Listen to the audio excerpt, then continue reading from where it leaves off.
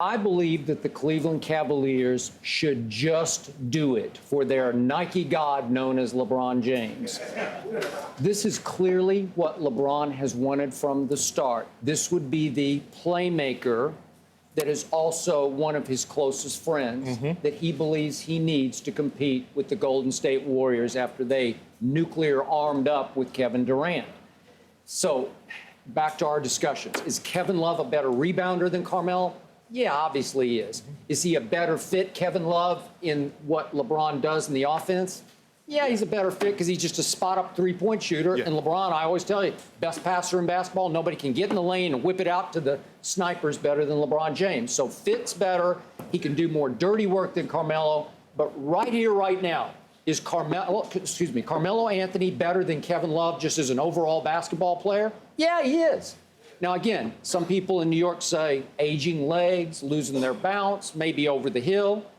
I still say that I believe in Melo enough and his friendship enough with LeBron that he would be reinvigorated, re-energized in Cleveland. Now, he'd have to waive his no-trade clause, but I assume he would do that, yes, even though he's a New York guy and he's a big entrepreneur in Manhattan. But he can do that in the offseason. He can keep his place Cleveland in the close city. to New York, isn't it? It's close enough. It's an hour away. Yeah. So, to me, management should give LeBron what he has wanted. I still think he wants to trade Kyrie for CP3, but that's just me. No, now, that would be a big, bad one. That's where Dan Gilbert and David Griffin would draw the line.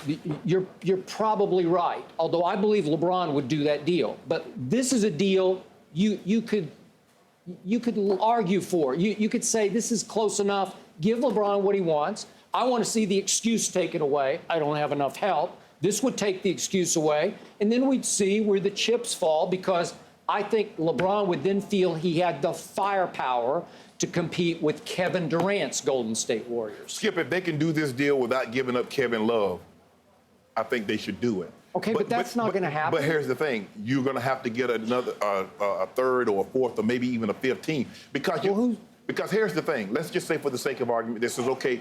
You can keep Kevin Love. What other pieces can the Cavaliers give them? You can't give up Tristan Thompson because he's your only big. Yeah.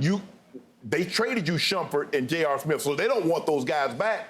You're going to have to get a third and fourth team involved, because LeBron is looking at, they have a big four in Golden State, we have a big three. We need a big four.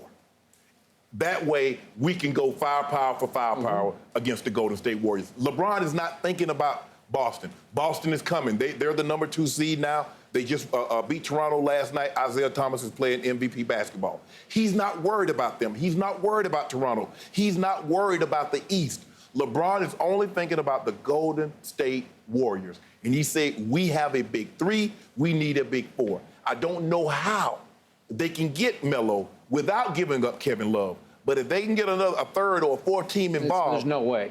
They're going to do it. LeBron knows how to work this thing behind the scenes. So you're drawing a line saying no way do you give Kevin Love for Melo. Nope.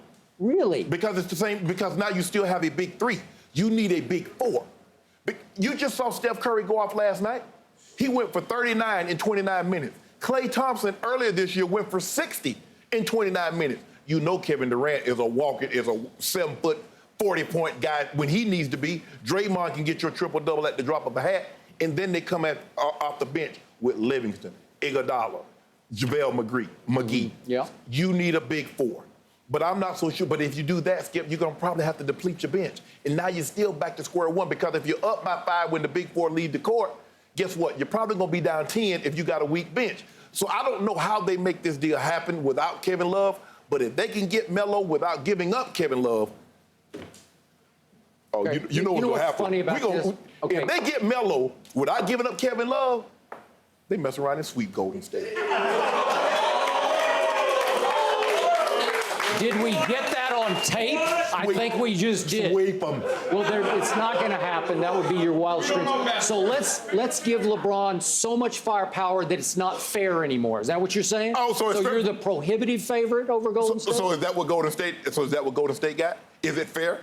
You know what? I think you're overestimating. Now that Steph has said, I'm tired of deferring and trying to make comfortable the new guy, Kevin Durant, this may start to hamper their chemistry a little bit. Now it's back to MVP Steph.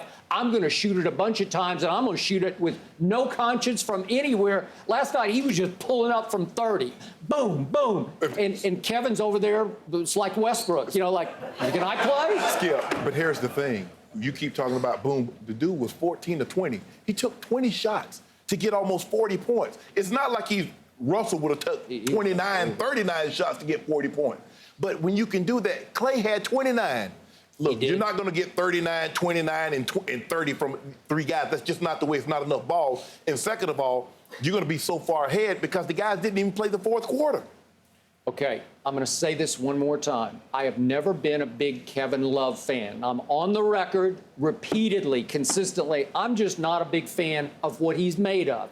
He fit into this chemistry very well last year, and he can do that dirty work. He swallowed his ego because in Minnesota, he was the guy. He was a 26 and 13 they guy. never even sniffed the playoffs one time in 6 years. Right.